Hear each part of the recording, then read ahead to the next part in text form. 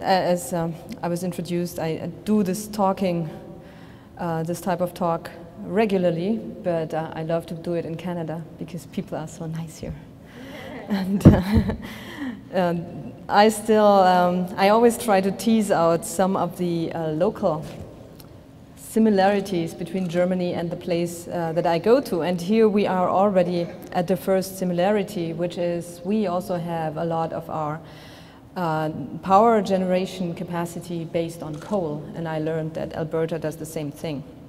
So in this slide, we have, it shows you we have 19% of hard coal power generation and 24% of lignite power generation, also 13% of natural gas.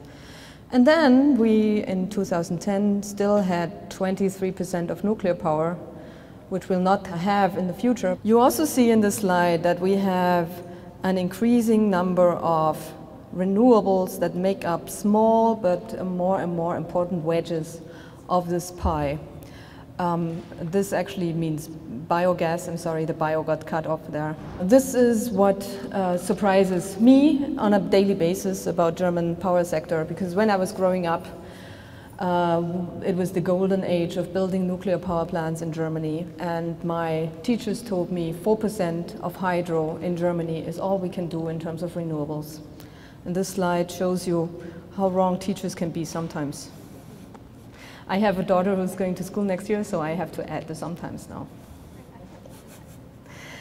Another similarity between Alberta and Germany is the solar radiation. These, unfortunately, the color scales on these two slides are somewhat off because one is from a German source and the other is from Natural Resources Canada by way of Tim Weiss. Thank you very much.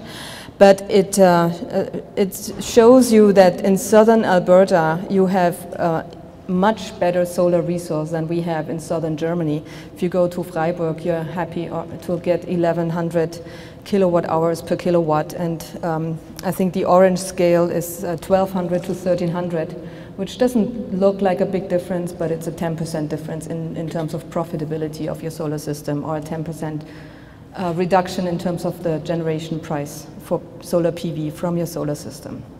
But this is actually where the similarities end, and on all the other counts, you are much more in a much better position to deploy renewables than we are, because you have lots of land, you have lots of wind, and you have not as many people as we have. We have 18 million people in an area that's half the size of Alberta, so 80. So it's crowded. If you've been there, you notice it's crowded. We don't, and you need space to develop renewables. So, all the more surprising that we actually can show a success story in renewable energy. We have hundreds of thousands of solar roofs and solar collectors. We have more than 21,000 wind turbines turning in Germany. We have more than 4,500 biogas plants and wood boilers. And these together provide 20% of our electricity, about 9% of our heat. And these together are reducing our import dependence, which is a big issue in Germany, unlike in Alberta. They provide around 300 to 400,000 jobs. They also provide opportunities for energy entrepreneurship, so people can be their own utility, which is a complete change of paradigm from before. They avoid almost 120 million tons of CO2 per year. And this all happens in a heavily industrialized country with little domestic resources and very little space, as I said. This is how it grew from the times when my teachers told me about 4%, which is what you see on the far left of the slide. And this is how the system sizes grew over the last 20 years. This is how the jobs grow in the renewable energy as compared to the other energy industries in Germany. So the big question for all of us is, how did that happen? How in the world? And I'm German, we are very organized, so the cliche says us, and we do everything with a plan, but this was really not very planned. It took 20 years, and we have politics and politicians and policies, and they shift and move back and forth. And we were very, very lucky that by a series of coincidences, we had a very, very stable framework that remained in place for 20 years. Here you can see how the growth goes through a number of different energy metrics. The first one is the share of renewable energy in total final energy consumption, meaning all the three forms of energy that we use combined, which are electricity, heat, and transportation fuels. And we went up from 4% in the year of 2000 to 10.9%, which is considerable, but the European Union is actually pushing us to go to 18% by 2020. This is part of the European Union's directive, the so-called 20-20-20 rule. We'll have to, across Europe, reduce our energy consumption by 20%, reduce our greenhouse gas emissions by 20%, and provide 20% of our final energy from renewables. The European Union did a table that gives every country how much they have to do. Poor Swedes have to do over 50%. We have to do only 18%. Which is quite a bit if you think about my teachers. But we find that we are on a good track. We are confident that we can make this. We are very confident in the electricity sector because the electricity law that we have provided the backbone for the growth that we have experienced so far, and we think we find ways how to make it continue providing a stable framework to be able to grow up to 25, maybe even 35%. This is all come through the program that I'm going to talk about at length. We're not as successful in terms of turning up the renewable heat switch. We have no good policies on that end. We are doing miserably on fuels. Because of our restricted land, we have only limited crops that we can convert into fuels. And there is an issue with importing them. People don't like to import them. Because they think that we will devastate the rainforest in Indonesia and the Philippines and maybe Brazil, and they probably have a point. So we have no solutions currently in the renewable fuel side, but overall we're not doing too badly in terms of reaching our goals.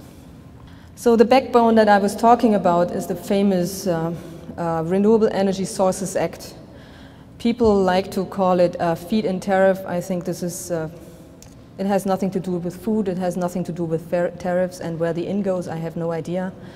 But so I call it, taking from Ontario, a standard offer program, because that's what it is. It's a standard offer. It just means that if you want to do it, you can have very clear and defined rules according to which you can do it. It's open for everybody, and it basically says that the utility, the demand, distribution system operator has to build a grid connection to your facility. They have to bear the cost of this grid connection. They have to purchase the power that comes from your renewable electricity facility, and they have to buy that at all times whenever you want to produce, which is important for wind and solar, which cannot be regulated as well. The rate is set by the law and is set such that it just is enough to just recover your equipment costs. It's not a huge rate. Actually, it was part of my dissertation to calculate that rate. And we see from who is investing in Germany that it's not a rate that our utilities would like to achieve with any kind of investment. So we're confident that this is a low enough rate to avoid skimming and free riding. But the rate is paid over a very long time frame of 20 years. And this together, the risk freeness of the investment and the long tenor, makes it a very boring investment, one that people could put their pension funds into, their IRAs, and people do that. So it's not something that allows for a lot of gaming with the money, playing, or, as I said, skimming off margins. It's a boring investment like your home or like other retirement funds. The rate that is guaranteed by the law goes down every year by a specified percentage. That's called degression, and that has a twofold purpose.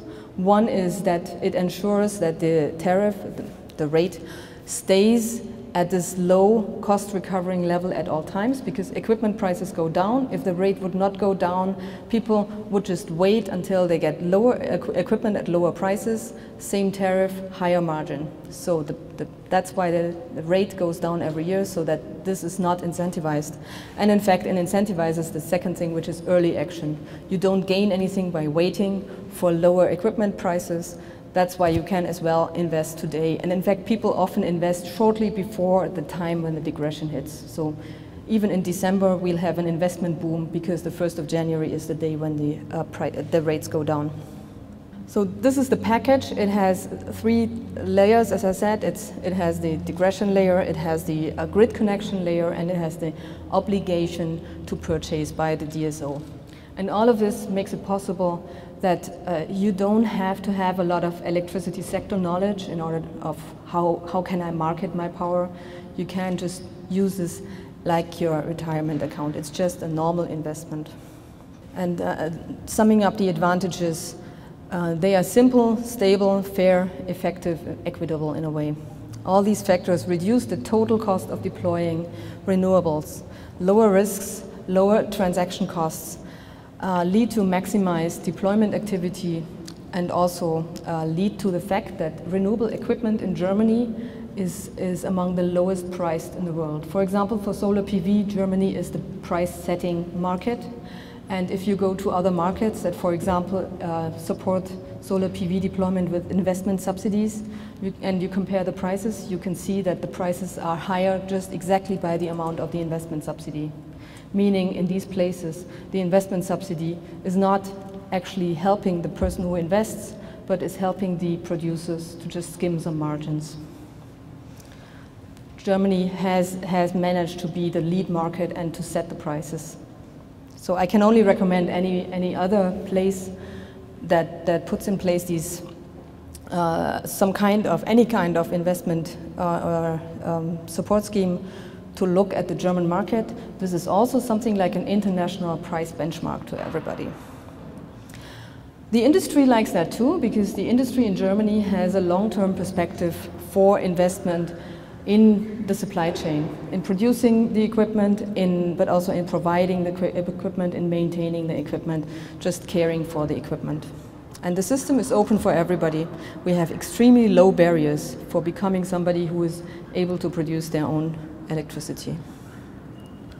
This leads to us overachieving our renewable targets consistently. And I just quoted some old figures. In 2000, the target for 2010 was 12.5%. The target was reached in 2007, 3 years early, with 14.7%. And actually just in September, we had the press release of our Ministry for the Environment that in the first half of 2011, we have been able to cover more than 20% of our electricity production in Germany by renewables. Think back to my teachers and you see how times are changing. Obviously, at this point, the question is always who pays. Some jurisdictions outside of Germany finance support schemes through taxes. This is not an appropriate scheme in my view, because we're talking power. So the person who pays for this should be the power user. It has nothing to do with your duty as a citizen to pay taxes. It has everything to do with your role as a consumer of a basic good that is called electricity. So in Germany, the compensation mechanism is done through the power user. And in this slide, you can see how the power price structure in Germany has changed over the last 10 years. Oh, this brings me back to another similarity between Alberta and Germany. We also have completely deregulated power prices. Unusual for, old Europe, but this is the way it is. Our power prices are formed on a market, and you can see this in the red bar. This is what the power prices have been looking like over the last years. They have been increasing. The first period after we had the deregulation, power prices went down greatly. So power prices really were reduced by deregulation. But after the companies had identified that power consumers in Germany are really too lazy to switch to a cheaper competitor, they started, turning up the screw again. So now they just price according to the willingness to pay, which means that they increase at an annual increment. This doesn't give them many friends. So this also helps to explain to you the relationship between the German and their large four utilities. Basically, they hate each other. Germans don't like their utilities because of that, because they think the utilities are scamming them and they are taking off large amounts of money and they wouldn't have to. Still, Germans don't switch a lot because electricity bills are by no means the largest energy bill that they have. They worry much more about car fuel, they worry much more about home heating. Electricity is the last one to worry about of the three, which explains why people don't switch. But what does this have to do with the cost of renewable electricity? If you look at the green part of these bars, that's the renewable energy charge. And yes, it has grown over the last 10 years, consistently and in line with the growth of the renewable energy industry and the explosion of renewable energies in general. Obviously, this is of some concern, but as you can see in these slides, it kind of mixes with a number of other trends, so it's not enough to get people outraged. And in fact, a recent survey of the Ministry of the Environment among consumers has confirmed that Germans don't mind paying that amount and that Germans still like to have more renewables and they support the policy of increasing and enhancing the renewable share of the German electricity bill. Because this whole national success story has a local component, and this is what I was asked to talk about here. Why and how do we have so many people who support this? You can see it in the slide already. This is, I sent my father on a shooting tour, and he drove through my through my home region and just took photographs. It's really, really easy to get a lot of photos with a very short drive with a lot of renewable energy facilities. You will not see any wind turbines because this is in the south of Germany where we don't have good wind, but you will see a lot of solar here. I don't know if you recognize this. This is all a huge PV array right next to the church tower in this village. And up here you have a solar water heater. I drew up some kind of a historic path of how this came about, that solar biomass are so pervasive in my region. Maybe I'm going to tell you the story about when I grew up, 4% I told you already, but also we had these bumper stickers saying, who cares about nuclear power? Power is coming from my outlet.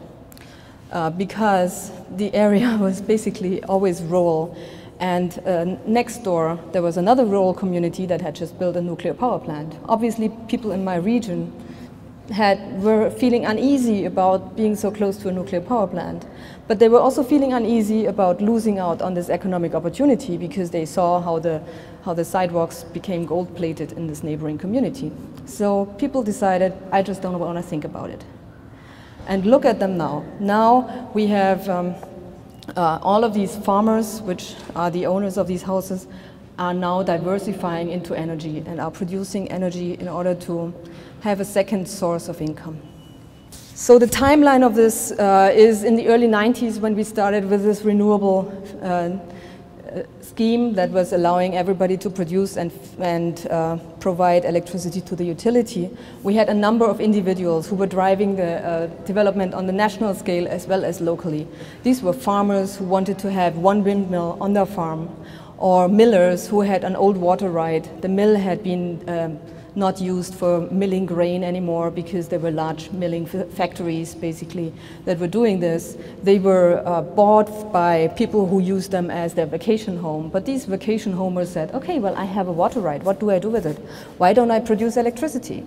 And these were the people who pushed in the early 90s to get this law into place, modeled on the US Purpa Act and on a similar scheme in Denmark.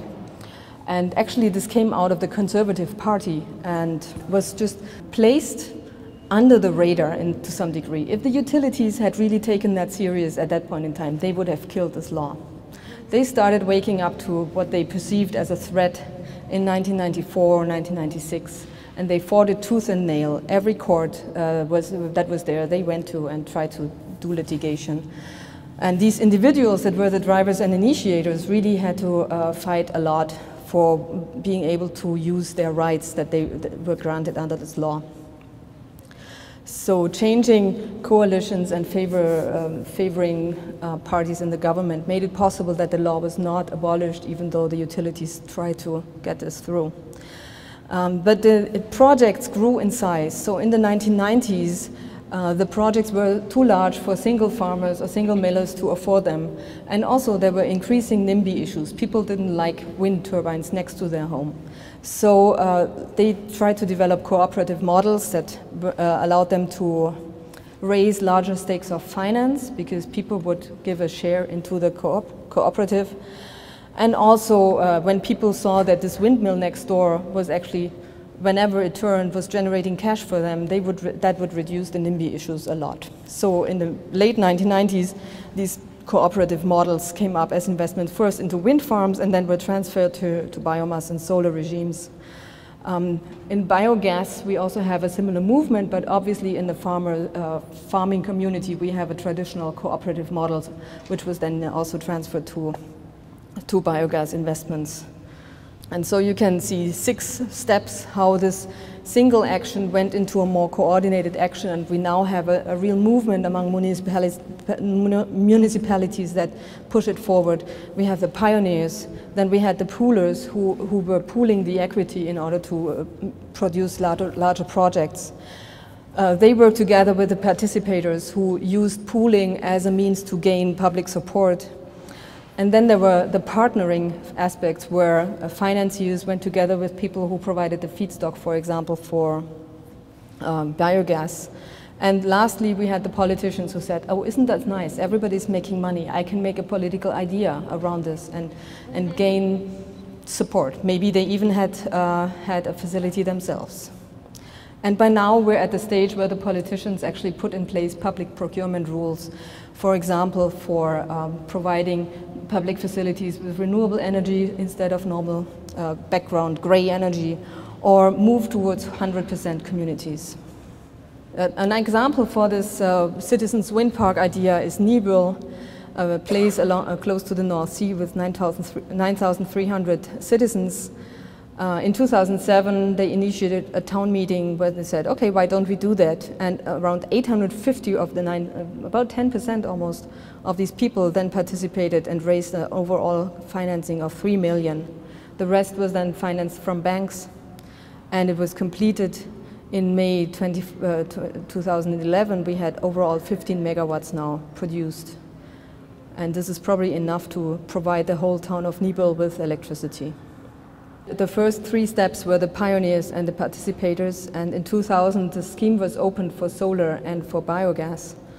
So from then on we had a whole movement that I call the Homegrown energy movement, which builds on this cooperative thinking in the rural areas. For example, in the Energiegemeinschaft Weißacher Tal with 240 members, they sold 14,000 shares and invested in a joint municipal photovoltaic system. Or Bürgerenergie Tübingen is interesting because actually in this case the initiators were the local cooperative banks who were thinking we could put together a nice fund and market the fund to people rich professors in Tübingen, for example. So even the banks are fully hooked onto the scheme. But in fact, the underlying idea is obviously that renewable energy can close the local economic cycles. And this is again a picture from my home area where you see a biogas digester in the front. Here you see the cornfields in the forefront, and then behind there you see actually a mill that's probably also engaged in some kind of hydropower production. And then you see that all the roofs, instead of red, they are turning blue. Hydro facilities. This is another mill in my home area, which has just been revamped. Solar PV, lots and lots. The homegrown energy advantages are obviously it's owned locally. You have local installers install it. Every 3rd electrician in Germany is now able to do solar and active in the solar field. Local technicians maintain it, and local farmers provide the fuels. Communities benefit from increasing their tax revenues, and in some cases, even the technology is produced locally. In the US, for example, they did a lot of this green jobs movement on the basis of investment subsidies and attracting factories to their local place. I don't think, this is definitely one strategy, but I don't think it's the most useful strategy, because by turning the game from its head on its toes, you can actually first generate the demand, and then also you will have more suppliers come there and invest in factories. This is my uncle.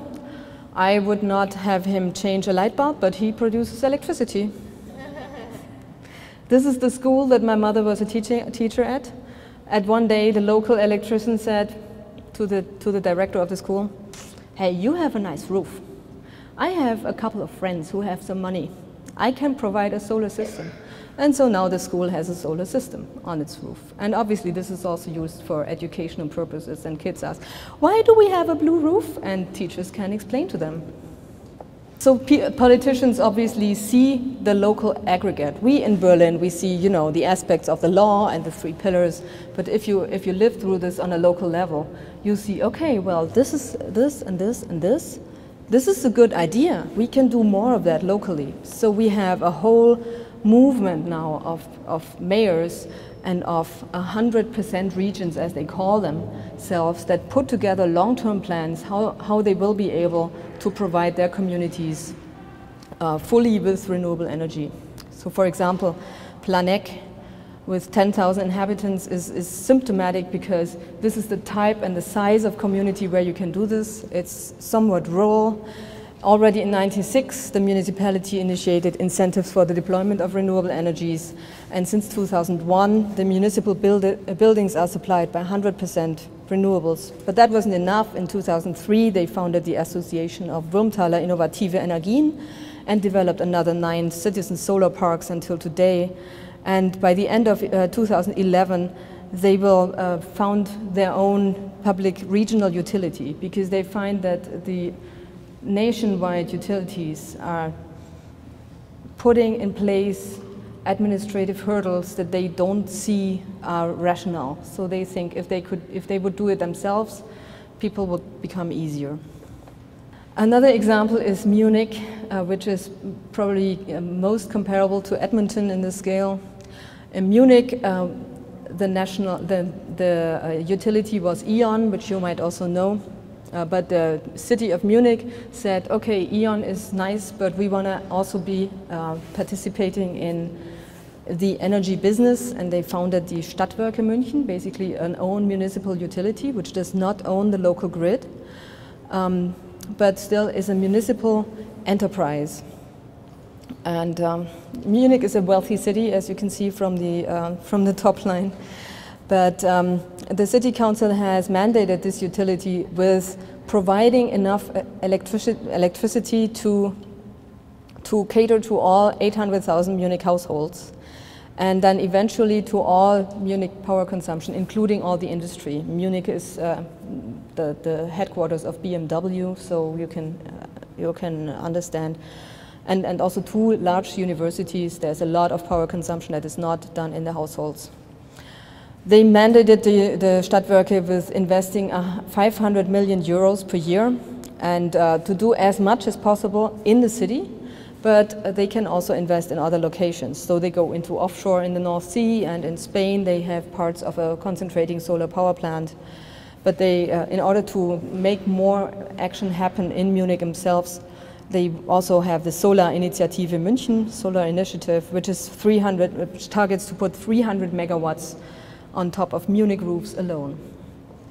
So they have already reached, in September 2011, a production of 2.4 billion, so they're well on the way.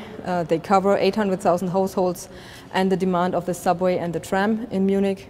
But they have large-scale further plans, and they actually cooperate with one of the most established wind project developers in Germany.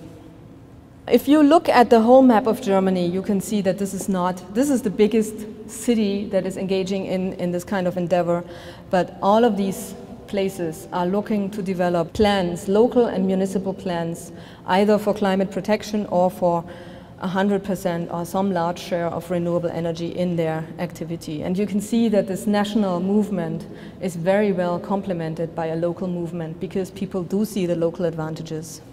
I find this map impressive. Here's another rendition of it. And just one last point that I bring sometimes is that low electric rates do not necessarily mean low bills. Even if you look at different jurisdictions in the US, you have places that pride themselves of very low rates and that will never intervene in their power sectors because of that. But actually, that does not mean that their citizens are best off, because so many charges are sometimes covered in things that are not expressed in the local rates. So really, if you encounter that argument that electric rates are rising because of renewable energy, you do want to look closely what exactly that means. Summing up, we have significant municipal level action in Germany, which was not necessarily there in the beginning, but is now